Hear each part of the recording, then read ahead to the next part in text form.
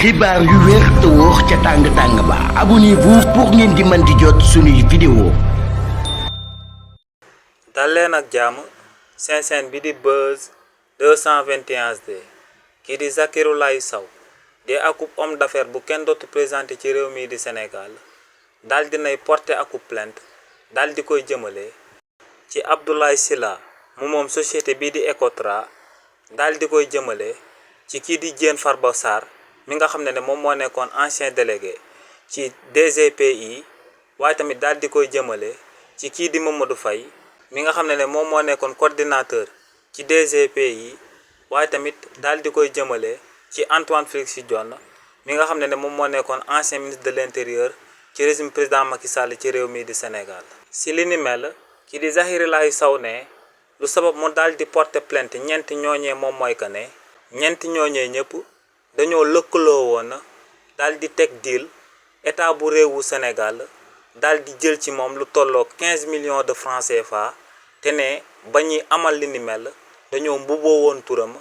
te loolee moom moo sabab ñu jëloon 15 millions de francs CFA yooyee. kii di Zakirou Laye Sow ne coo loolee moo ngi bàyyeekoo ci programme d'aménagement bi nga xam ne moom lañ daan amal ca biir Diamniadio ne ci biir programme boobee kii di Abdoulaye Sylla di njiitalu Ecotra di société bi nga xam ne moom lañ dénkoon travaux yi dafa lëkkaloo woon moom ak kii di Diène Farba Sarr di ancien délégué ci biir DGPI waaye tamit daal di lëkkaloog kii nga xam ne moom mooy Mamadou Faye nekkoon coordonnateur ci DGPI ba noppi daal di créer ay documents yu fictifs daal di wax que ne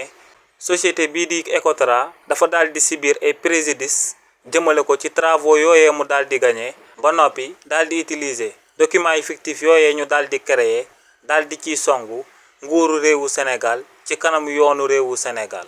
ne moom nag cooloolee lu ko si moom mooy que ne sëgam akub homme d'affaires la ci réew mii di Sénégal dañoo jëfandikoo woon turam ba noppi daal di ciy jënd ñaari billet d'avion te ne mun naa certifier que ne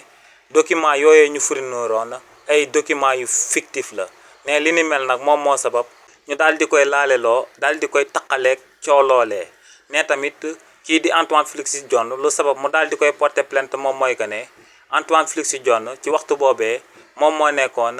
agent judiciaire de l'État ne kookee moom moo waroon daal di défendre intérêt wu état bi jëmale ko ci conflit boobee nga xam ne moom moo doon jaar ci diggante moom ak société bii di Ecotra waaye ne kookee di Antoine Félix Diome sëgam complice la woon ci mbir moomee ne li ni mel moom moo sabab dossier boobee mu sëggoon ko ngir ñooñee daal di mën a retirer 15 milliards de francs yi nga xam ne après ñoom ñëpp ñoom ñoo ko daal di séddoo ne li ni mel moom moo sabab mu daal di porter plainte jëmale ko ci ñeenti ñooñee ñëpp.